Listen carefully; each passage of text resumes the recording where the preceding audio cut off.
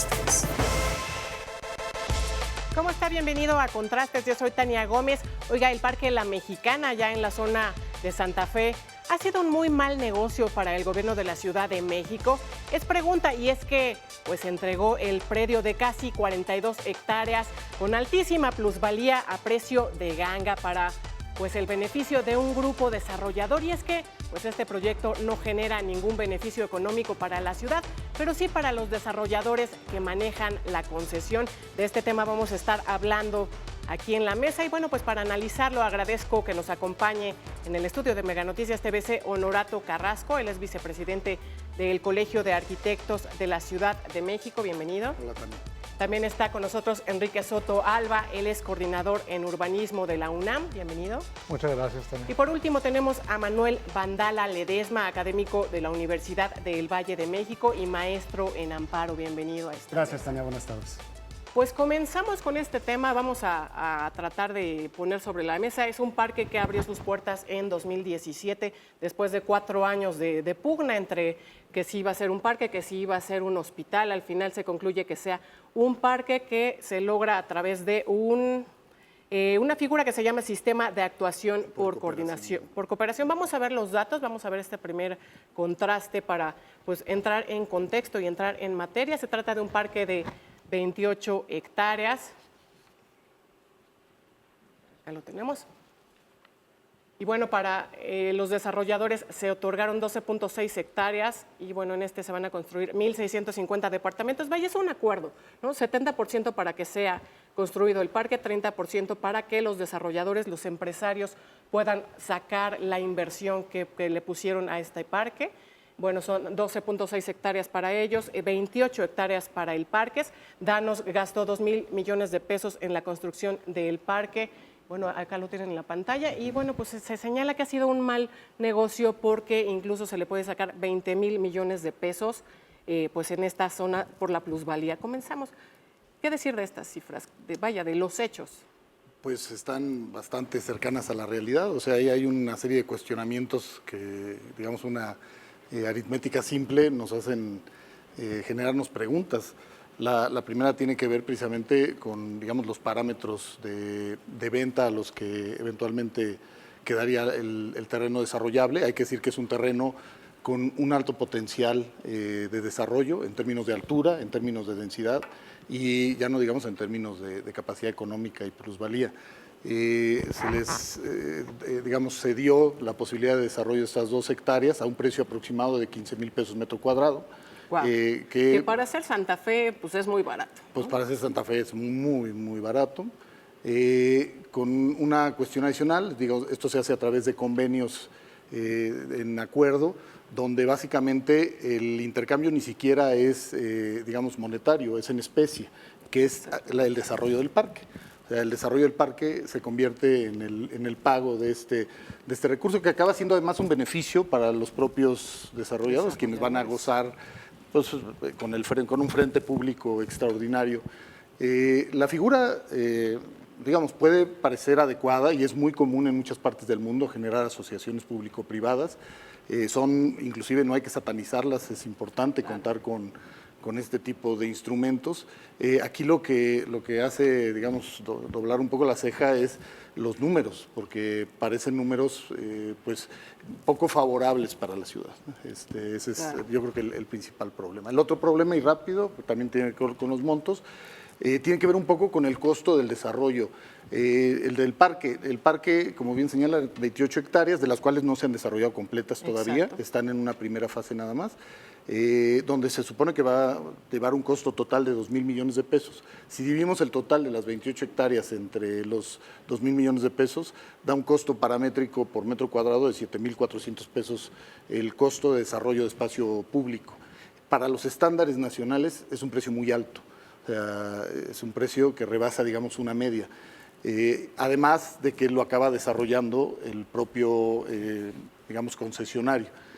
Y ahí hay también una cuestión difícil de adentrarse porque al ser regido por un fideicomiso es muy difícil solicitar cuentas, no hay forma de pedir o saber cómo es que se llevó a cabo estos gastos. Claro, totalmente opaco.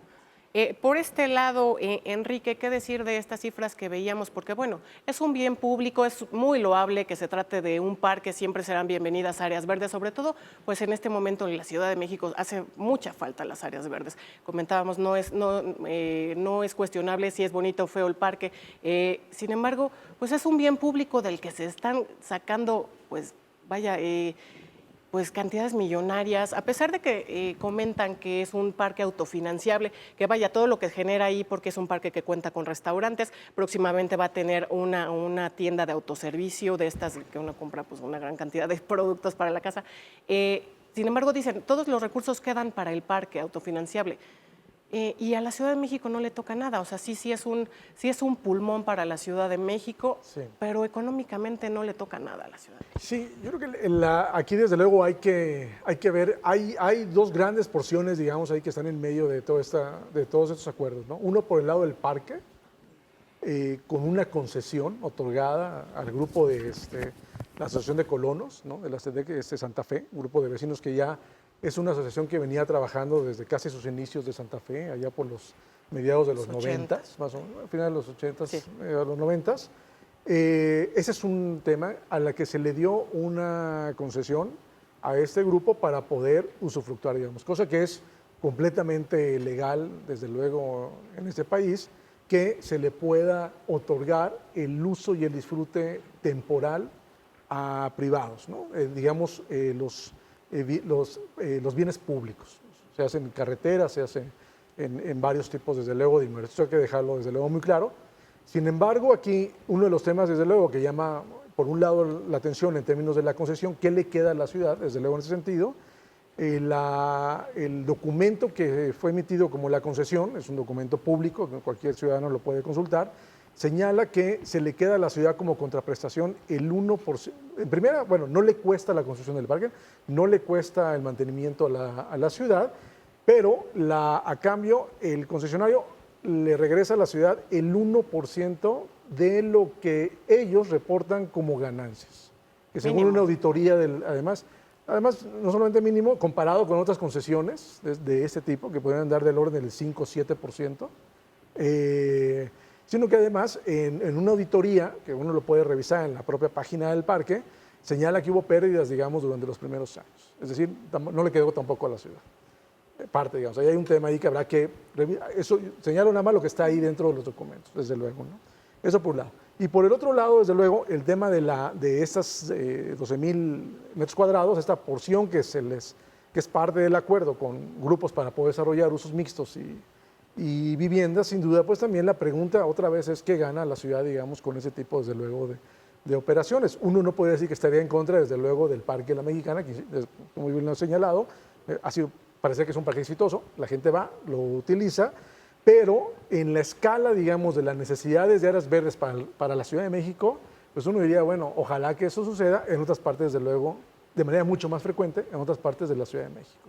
Sí, mucho más transparente, ¿no? Por tu lado, Manuel, ¿qué decir de esta figura del sistema de actuación por coordinación? Pues una figura que en efecto es beneficiosa siempre y cuando se realice de manera transparente, y no lo estamos viendo. Fideicomisos, no tenemos acceso pues a lo que está sucediendo. Además, acabamos de ver en febrero pasado la jefa de gobierno salió a decir que no iba a pagar una deuda de 2,145 millones de pesos, pues manejos ahí oscuros que no se entiende de dónde surge esta deuda que deja además el gobierno anterior. Sí, claro, Tania, sí, efectivamente, y incluso un poco como lo han ya referido los caballeros, ya el Estado mexicano tiene antecedentes de la celebración de este tipo de convenios, digamos, de infraestructura, ¿no? Con aportaciones de capitales públicos y privados. Incluso hay antecedentes ahí muy claros de la Federación en los 90 para la construcción de algunas carreteras que se hicieron bajo un esquema de pidiregas, de proyectos de inversión de impacto diferido. Es decir, no está mal, la realidad es que no está mal, son viables. Al final las aportaciones públicas siempre van a tener un seguimiento puntual o pueden tener un seguimiento puntual y que, bueno, de alguna manera zanjaría la inconveniencia de tener dos capitales, ¿no? Uno público y uno privado. Por lo menos a los capitales públicos, por supuesto que se les puede dar seguimiento y pueden ser fiscalizados prácticamente en cualquier momento. Eso por un lado.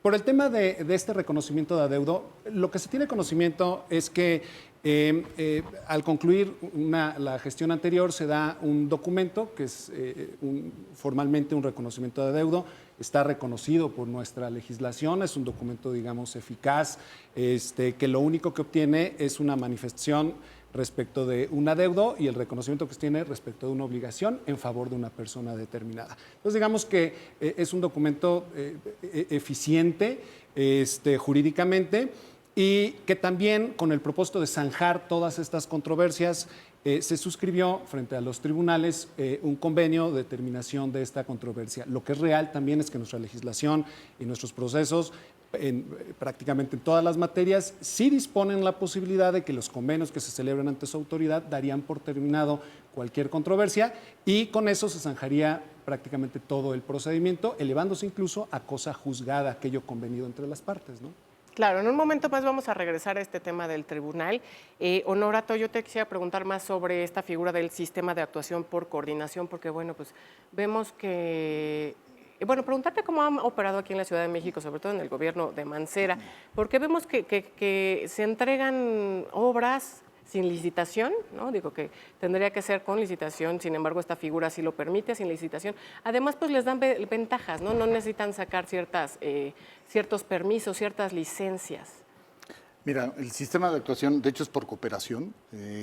Nace como parte de la Ley de Desarrollo Urbano, es una figura contemplada en la ley, y básicamente también es un instrumento utilizado en muchas partes del mundo, hay que decirlo, tampoco es llegar a satanizar un instrumento. Los instrumentos existen y pueden ser muy adecuados.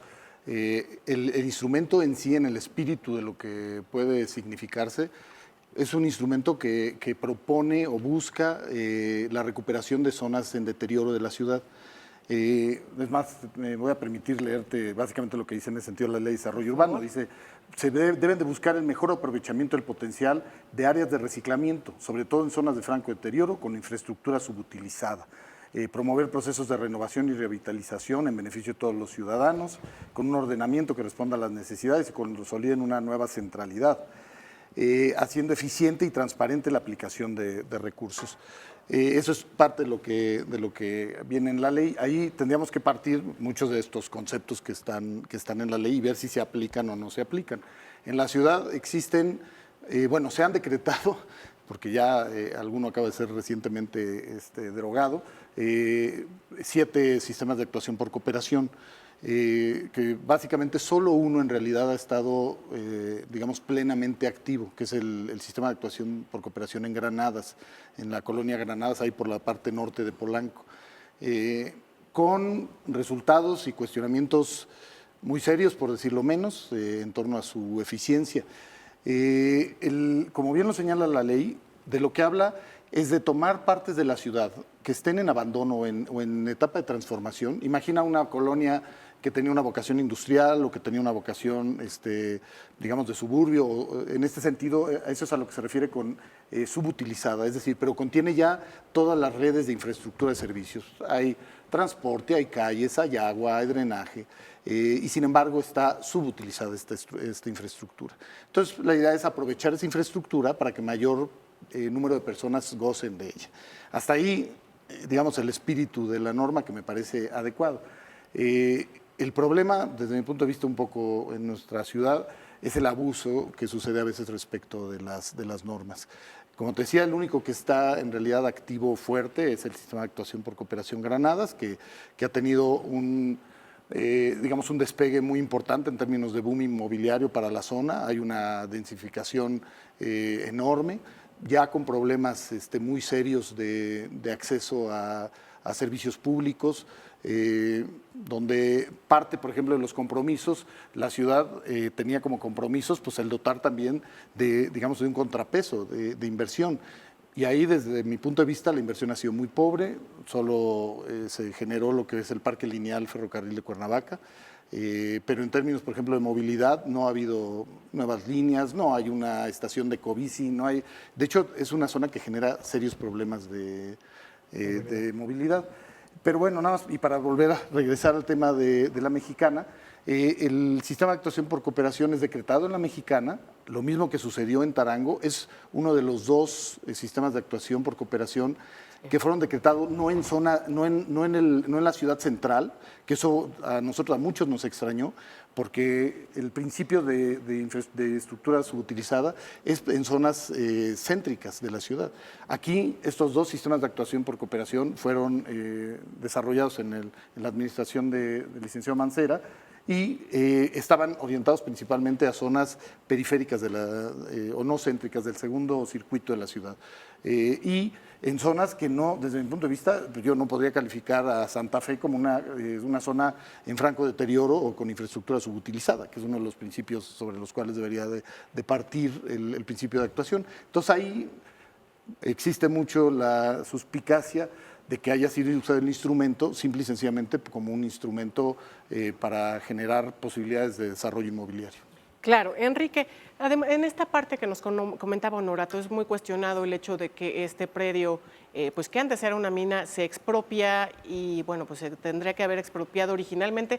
Se pretendía construir ahí vivienda de interés social, sin embargo, pues uno de los aspectos muy cuestionados es que pues ahora se realiza algo de lujo, ¿no? Porque están en espera de construirse 1,650 departamentos, oficinas, que obviamente en cuanto te gusta que se van a vender, que se van a rentar, ¿no? Se está entregando bienes de la Ciudad de México a particulares para su uso.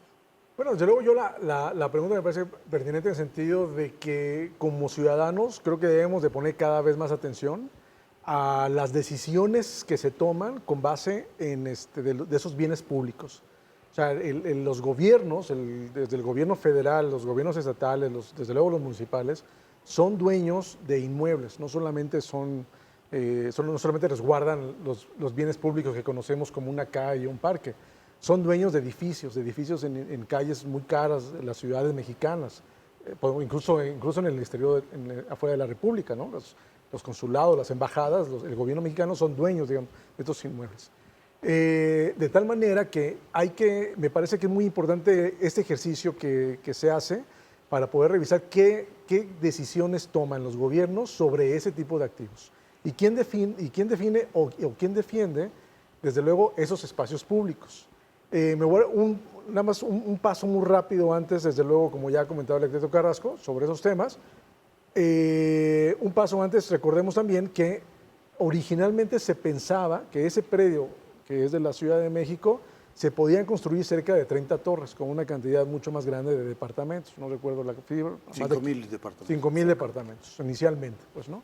De ahí empezó una serie, digamos, de movimientos a decir que no se podía construir esa cantidad de departamentos, que era un abuso que no se podía permitir. Los mismos vecinos se pusieron también en contra. Se fue gestando la idea de por qué no entonces desarrollar un parque en teoría económicamente sustentable, y eso abría la puerta a que hubiera usos comerciales, usos rentables. De tal manera que esta discusión, hay que recordar que antes, si no hubiera sido un parque, hubiera sido otra cosa. En principio, parecería que fue una buena decisión. Un poco la pregunta, digamos, que iniciaba sobre si se gana o pierde, yo creo que ya lo han dejado desde luego muy claro los compañeros de la mesa, en el sentido de que seguramente no podríamos hablar de que perdió, pero sí de que está dejando de ganar, ¿no? O sea, no se llegó en las mejores condiciones, digamos, para que realmente la ciudad pueda proveer este tipo, digamos, de inmuebles a la inversión privada, que pues debe de ganar dinero, para eso está, ¿verdad?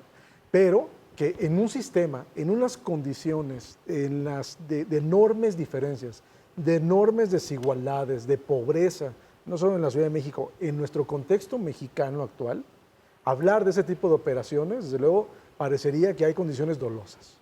Sí, claro.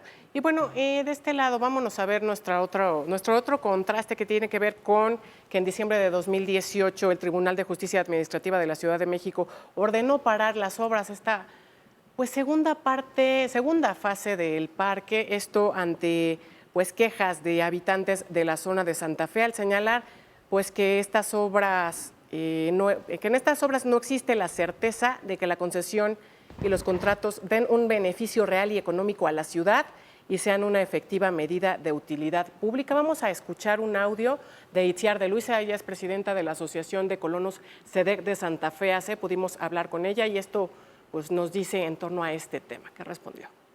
Sí. Después de 14 meses, lo que pudimos probar es que desde luego tiene un beneficio a la Ciudad de México. Tenemos más de 2 millones de visitantes al año y no son de Santa Fe, o sea, es de toda la Ciudad de México. Y son 2 millones de visitantes que están en las mejores condiciones del espacio público, y me refiero a las mejores condiciones, estoy hablando, por ejemplo, de seguridad, ¿no? Aquí nadie tiene utilidades, o sea, la Asociación de Colonos, el título de concesión, no está pensado para que no haya utilidades para nadie. Todo lo que se genera se utiliza en el parque. Entonces, ¿cuál es el gran beneficio? No es lo que cobra la ciudad, que sí tiene un cobro, pero el gran beneficio es que hay un parque que a la ciudad no le representa ningún gasto. Nos dice, no hay ningún beneficio económico. Por el lado de la Ciudad de México, lo que le beneficia es tener un parque que el gobierno capitalino no tiene que invertir nada. ¿Qué decir de esto? Y bueno, pues toda la cuestión económica pues se queda en el parque para la cuestión autosustentable del mismo. Además, ¿con qué concluirías? Porque ya nos quedan pocos minutos. Claro que sí, Tania. Bueno, pues por supuesto al tema de la mexicana lo rodean muchas aristas de muchos tipos, muchas de ellas relacionadas, como lo han dicho, con el tema de los recursos, de las aportaciones públicas, de las aportaciones privadas, incluso algunos otros en temas de inclusión, en temas de uso de la infraestructura del parque, pero lo que sí podemos decir es que todo puede convenirse a través de la concertación, de la concertación social, de la concertación pública. Creo que ese es el camino, independientemente de las acciones legales que se pudieran tomar, es definitivamente el camino la concertación para este y cualquier otro tema relacionado. Claro, Honorato, ¿con qué concluirías la necesidad de transparentar pues estos contratos que a fin de cuentas es un bien público? Mira, yo me congratulo de que en programas como el tuyo se retomen estos temas porque vuelven un poco a la palestra, digamos, estas condiciones de revisar, como bien señalaba el urbanista Soto, las condiciones de lo que significa el bien de todos, el bien común y la propiedad pública. Para simple y sencillamente tratar de que la ciudadanía o la sociedad reciba los mejores dividendos de cualquiera de estas operaciones. Yo creo que aquí hay una gran oportunidad de acabar de revisar lo que sucedió en el caso de la mexicana. Por supuesto, los beneficios de un parque yo creo que son indudables, eso no va por ahí el cuestionamiento, va en términos de otros balances, y creo que es la oportunidad en ese sentido para revisarlo, ¿no? Y también se podrán poner en la palestra estas condiciones de acceso de la población, que yo no concuerdo tanto que sea tan incluyente. Yo creo que más bien es un parque bastante exclusivo, empezando por la posibilidad de la accesibilidad. O sea, prácticamente sí, claro, no hay rutas de transporte público, son mínimas, hay que llegar en auto, pagar un estacionamiento bastante alto, pero bueno, estas partes también habría que ver el real valor y beneficio al total de la población. Totalmente de acuerdo, es un parque pues, muy exclusivo. De este lado, ¿con qué concluirías, Enrique?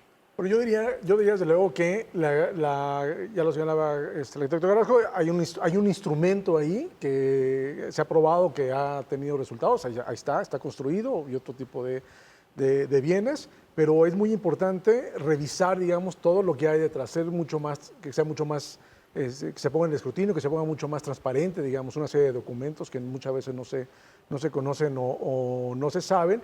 Y no solo es un tema que va a estar no solo en la Ciudad de México, en muchas ciudades que comienzan a voltear a ver ese tipo de mecanismos para ver cómo reciclar cierto tipo de ciudades u otro tipo de bienes. Ya pasó hace unas semanas también en el caso de las playas en Yucatán también, en la península yucateca, ¿no? La zona de Cancún, donde se exigía ya ese acceso a bienes públicos. Entonces, creo que eso es un tema, me parece que hay que poner desde luego la mirada de manera mucho más clara, ¿no? En esto. Claro, pues muchas gracias a los tres por acompañarnos. Usted, muchas gracias por seguirnos en Contrastes. Queremos conocer también su opinión, así que escríbanos a través de nuestro WhatsApp que aparece en su pantalla. Yo soy Tania Gómez, también lo invitamos a que descargue nuestra aplicación de Mega Noticias y lo esperamos mañana aquí en Contrastes.